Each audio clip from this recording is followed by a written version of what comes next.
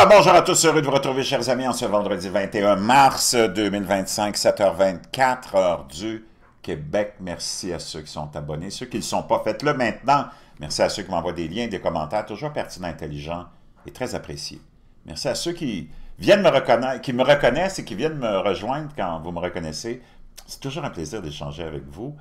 Merci à ceux qui descendent du singe. Ben, vous nous rappelez que nous autres, on ne descend pas du singe. Tu sais pourquoi on ne descend pas du singe, nous autres? Ben, c'est parce qu'on n'est pas monté dessus. Merci à ceux qui vont commenter la vidéo. Dites-moi de vous regarder, écrasez le petit pouce en l'air et partagez la vidéo. Vous n'êtes pas toujours obligé d'être d'accord avec ce que je vous raconte. Faites vos recherches. La plupart du temps, je vais juste faire une petite distinction ici, qui est importante et que les gens n'arrivent pas souvent à faire et à comprendre. C'est le concept des fake news. Le concept des fake news va souvent être confondu avec l'idéologie, l'opinion de quelqu'un. Donc, il faut faire la distinction entre les fake news et la propagande. Parce que les médias sont les spécialistes de trois choses. Ils ont les trois piliers qui soutiennent le complexe médiatique, le mensonge, la propagande, puis la désinformation. Donc, souvent, les trois sont mélangés. Et c'est ce qui rend les gens très confus. Et c'est ce qui fait que les gens se font endoctriner par le complexe médiatique, qui est encore trop puissant, puis encore trop d'emprise sur une certaine partie qui est encore majoritaire de la population. Détrompez-vous. Si vous pensez que les médias et le complexe médiatique ont perdu son importance, vous faites erreur. La majorité des gens sont hypnotisés, la majorité des gens sont des somnambules et la majorité des gens, on pourrait même les qualifier en Occident d'androgynes stupides. Mais ce n'est pas de leur faute, les gens sont bons, naïfs et ils se sont fait endoctriner, surtout par le complexe d'éducation, le département d'éducation qui a été pris d'assaut par les globalistes depuis longtemps. Et ça fait longtemps que les générations, même nous autres, on a été un petit peu moins, moi je suis né en 62, donc on n'était pas encore dans l'emprise de l'idée globaliste et de toute l'idéologie démoniaque qui va avec ça, n'était pas encore vraiment entré dans le système scolaire, mais tu voyais un petit changement parce qu'on avait encore les anciennes générations de professeurs qui, eux, étaient avec des esprits ouverts, des esprits critiques, et on apprenait encore à analyser et à critiquer. Non, c'est pas ça que ça dit, monsieur. On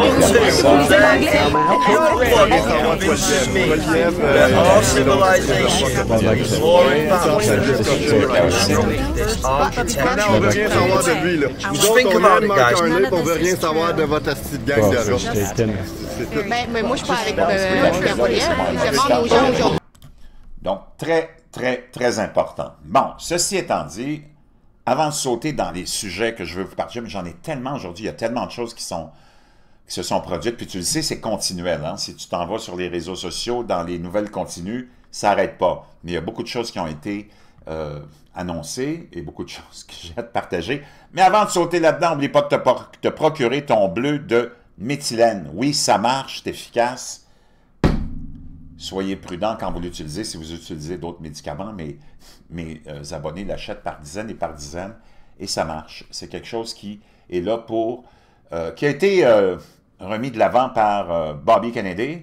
On l'a vu dans un moment très étrange, en train de se mettre des gouttes bleues qui étaient bizarres dans son verre d'eau, et on a découvert que c'était le bleu de méthylène qui refait surface. C'est encore utilisé, même aujourd'hui, dans les urgences d'hôpitaux pour combattre des empoisonnements au cyanure et au monoxyde de carbone. C'est un produit qui date du 18e siècle, qui était utilisé pour lutter contre la malaria, le paludisme, plein d'infections, un antibactérien antiviral. Beaucoup d'espoir aussi dans des recherches récentes pour ce qui est de la maladie d'Alzheimer, de Parkinson et ainsi de suite. On a découvert aussi qu'il augmente la production de 30% d'énergie pour les cellules du corps humain, donc la mitochondrie. c'est un antidépresseur aussi, donc si tu prends des antidépresseurs, sois prudent, vois avec ton médecin. La dose, une quinzaine de gouttes pour un homme de ma stature. Une femme, peut-être une dizaine. Tu peux en prendre jusqu'à une vingtaine aussi si tu es un homme de ma stature, mais tu n'es pas obligé de le prendre à tous les jours, mais je peux te dire, c'est vrai que ça marche.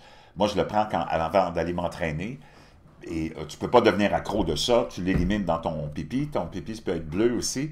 Mais quelque chose de fascinant. Biohacking, pourquoi pas? Je te laisse le lien dans la boîte de description. Puis n'oublie pas le fameux livre aussi qui va t'aider à changer ta vie, à devenir quelqu'un de vraiment, vraiment très fort. Parce que, au bout du compte, il ne faut pas que tu oublies. Ça, c'est l'amiral McRaven qui donne une leçon de vie, mais c'est extraordinaire dans des événements qu'il a vécu lorsqu'il était à l'entraînement pour devenir un Navy SEAL ou lorsqu'il est devenu instructeur. Et ce qu'il faut que tu comprennes qu'à la fin de la journée, tu es tout seul dans la vie. La vie, c'est une aventure extraordinaire. Même si tout ce qu'on voit, puis ce qu'on se partage, c'est souvent négatif parce que ça va à l'encontre de la nature humaine, ça va à l'encontre de la liberté. Ce que le système fait et a toujours fait, c'est d'essayer de contraindre l'humain puis de le garder à son service. Tu peux remonter aussi loin que tu veux. Mais aujourd'hui, c'est encore pire, c'est encore plus démoniaque, avec encore moins de respect pour la nature humaine. Donc, toi, il faut que tu continues quand même à fonctionner là-dedans. Il faut que tu gardes la tête haute, il faut que tu gardes la tête froide, il faut que tu prennes tout avec un grain de sel. Des fois, il y a des commentaires de gens qui prennent vraiment trop ça à cœur, là. Prends ça avec un relax, relax. Tout le monde est là pour ton argent, tout le monde est là pour t'enculer. Il n'y a personne qui est là pour toi. Nobody sauf you, except you, sauf toi. Prends soin de toi, prends soin de ta famille, sois la meilleure personne que tu peux être. Fonce. Si tu as des plans, fonce, réalise-les. Attends après personne. Il n'y a personne qui va t'aider. Puis tu as plusieurs chances dans la vie. C'est pas vrai que parce que tu tombes une fois, parce que moi, je suis un ancien alcoolique, tu sais, il y a plein de choses que j'ai bu pendant 30 ans. J'ai 62 ans, puis je viens de réaliser des choses extraordinaires. J'ai terminé mon cours de professeur de yoga. J'ai plein d'autres plans. Tu le sais, on s'en va sur la route. Il n'y a jamais trop tard pour réaliser ce que tu as réalisé. Quand tu as des idées, arrête de les garder dans ta tête, mets-les en pratique, fonce. Je te donne un conseil. Puis on est entouré de... Là, je prends un instant pour te parler un peu plus sérieusement des vraies affaires. Ça, c'est les vraies affaires. Le reste, c'est juste du vent. C'est juste du blabla. C'est juste de la distraction. C'est pas ça qui va régler ta vie. C'est pas ça qui va te faire avancer dans la vie. C'est pas ça qui va payer tes factures, puis tes impôts, puis tes taxes, puis tout ce que tu as acheté dans la vie. C'est toi-même face à toi-même. C'est toi-même qui est face à toi-même dans tes épreuves dans la vie. Ton gouvernement, Donald Trump, que j'aime beaucoup, ils nous connaissent même pas. Pas eux autres qui vont venir nous aider quand tu vas avoir une épreuve à traverser, quand tu vas avoir un décès à vivre, quand tu vas avoir un échec. Tu comprends ce que je veux dire? C'est toujours toi. Donc, c'est important que toi, tu sois fort. Pourquoi le système a fait en sorte qu'aujourd'hui, on se retrouve avec des gens qui sont vraiment d'une faiblesse incroyable, tu as des taux de dépression comme on n'a jamais vu, avec une vie si facile. Matériellement, tu n'as jamais eu autant de dépression en Occident, puis de dépressifs, puis de taux de suicide, parce qu'on a fait de l'humain un individu incapable de mettre un pied devant l'autre. Là, maintenant, on veut que les hommes, quand ils pètent des confettis, puis ils sont même plus capables de rentrer un clou dans une livre de beurre. Ils n'ont plus de force. Donc, il faut que tu te... Le système n'est pas là pour te préparer à faire face à la vie et comment y faire face. C'est ça le problème entre aujourd'hui et il y a des dizaines, plutôt même des centaines d'années où tu étais dans des systèmes de corruption où on abusait de la population d'une façon ou d'une autre, mais au moins on te préparait, on faisait des hommes et des femmes solides. Là, t'en as plus. Donc, je te donne juste un exemple. « Oh, t'as juste une vie à vivre! Défonce-toi! » C'est quoi la logique derrière ça? T'as juste une vie à vivre, donc baise à gauche puis à droite, bois autant que tu veux, fume du pot, sniff de la coke. Are you effing kidding me? C'est complètement cinglé. Comment on programme le monde à s'auto-ruiner?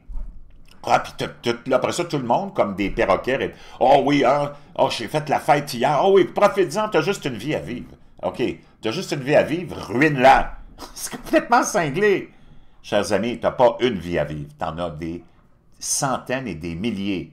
Chaque jour, c'est une nouvelle vie. Quand tu te lèves le matin, c'est une nouvelle vie qui commence.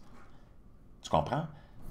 Quand tu t'en vas te coucher, on meurt un peu à nous-mêmes. Tu deviens inconscient, il n'y a plus rien qui se passe.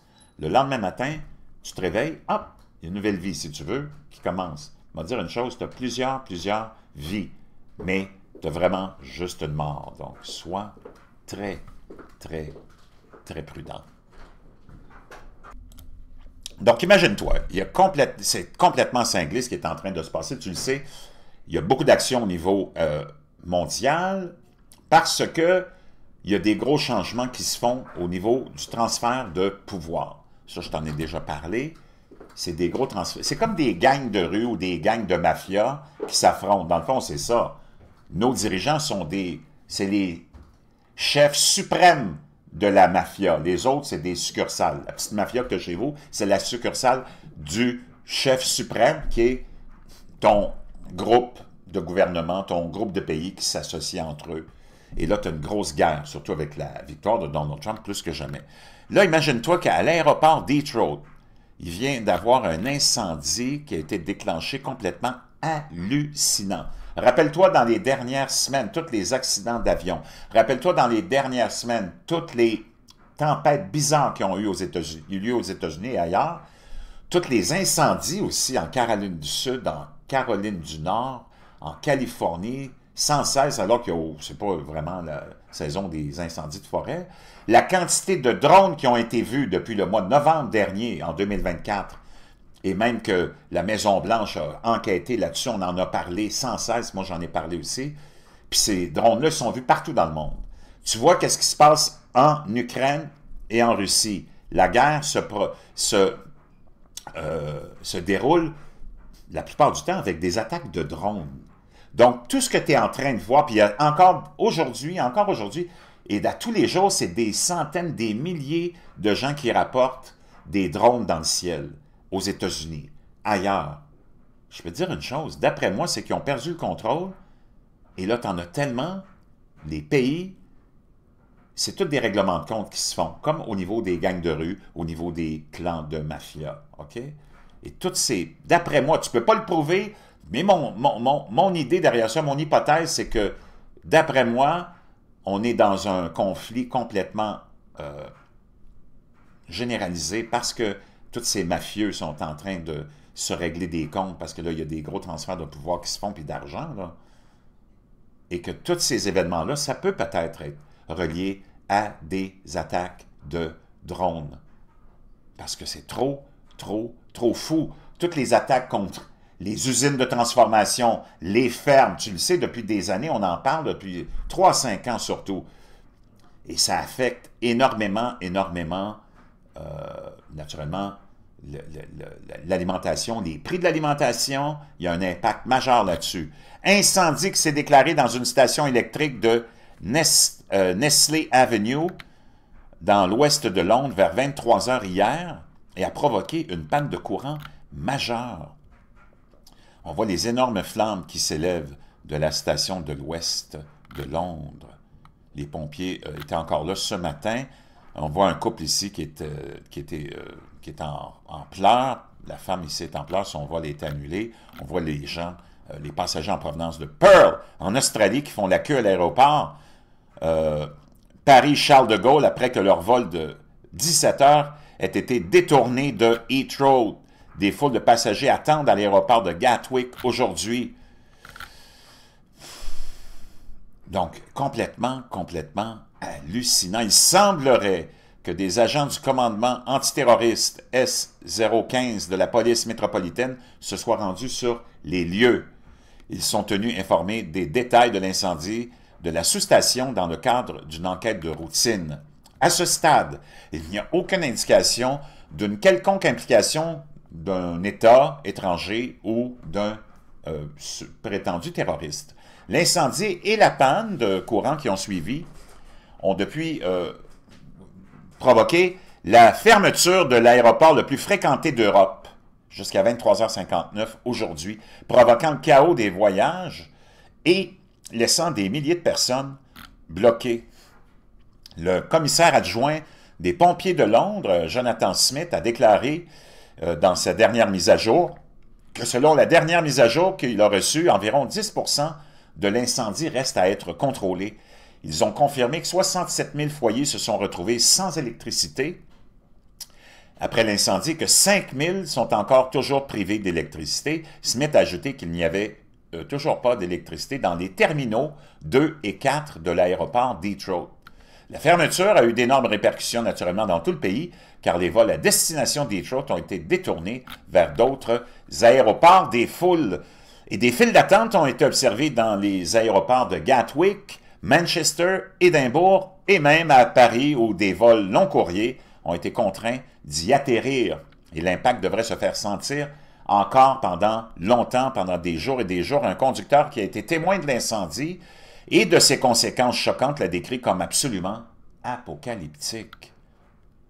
Il a déclaré qu'il pouvait sentir la chaleur émanant de l'incendie alors que sa fenêtre était baissée. J'ai essayé de quitter la zone le plus vite possible, a-t-il ajouté. Il faut prendre une décision partagée. Il faut prendre une décision partagée. Je ne vais pas m'arrêter pour observer quelque chose d'énorme et de simple fumée noire, dit-il. Donc, 669 autres vols devaient être également arriver aujourd'hui, soit 146 000 passagers. Au total, l'aéroport doit accueillir plus de 2000 vols régulièrement, transportant plus de 300 000 passagers à chaque jour. Donc, complètement hallucinant, chers amis. Les vols sont contraints de revenir vers l'Inde, les Caraïbes et les États-Unis, alors que la fermeture de Detroit déclenche un chaos mondial au sein de l'aviation, avec plus de 200 000 passagers qui sont bloqués dans les aéroports un petit peu partout. La fermeture de Detroit a provoqué un chaos dans les voyages à travers le monde, avec des dizaines de milliers de passagers bloqués dans des aéroports étrangers et des dizaines d'avions en provenance des États-Unis, des Caraïbes, de l'Inde, faisant demi-tour en plein vol. Le présentateur de la BBC, Simon King, a révélé que sa mère se rendait, blablabla, on s'en fout comme dans 40, là, mais chaos total, avec cet événement majeur. Je vous laisserai les deux liens dans la boîte de description. Chers amis, c'est sûr qu'il y a quelque chose qui se passe. On ne nous le dira sûrement pas, mais moi, je suis pas mal convaincu. Je ne peux pas le prouver. C'est juste une idée que j'ai comme celle-là. Je veux vous entendre là-dessus. Commentez. Donnez-nous votre opinion. Mais d'après moi, c'est plus que des accidents ce qu'on voit. Et ça relève probablement... Parce qu'il ne faut pas que tu oublies que pendant qu'il y a eu cette crise des drones en novembre, décembre, janvier, tu as même la Maison-Blanche, puis tu as même... qui s'était penché là-dessus, puis on en parlait à tous les jours, tu as des élus qui disaient que c'était entre autres un vaisseau mère, peut-être iranien, parce que beaucoup d'élus, même les élus disaient ça vient de l'océan, on envoie des cinquantaines arrivées de l'océan. Donc, c'est parce que les drones, là, ils ont la charge de ces batteries-là, -là, c'est pas des jours et des jours. Là. Donc, c'est une technologie qui est sûrement très avancée. On disait même, il y a plusieurs témoins qui disaient hey, c'est gros comme des véhicules utilitaires, comme un Jeep. C'est pas des drones de loisirs, ça là. Donc, qu'est-ce qui se passe vraiment? Tu ne le sais pas. Et on ne te le dira pas, mais moi, j'ai un petit pressentiment que on assiste à ça en ce moment. Je vais t'entendre là-dessus. Je te laisse le lien du bleu de méthylène. Puis pense aussi au fait que tu es le plus important, tu es la plus importante. Ruine pas ta vie pour ça. Nous autres, on est là juste pour s'amuser. On prend ça. Moi, je prends tout avec un grain de sel parce que je sais qu'à la fin de la journée, c'est tout des crosseurs. Anyways, prends soin de toi.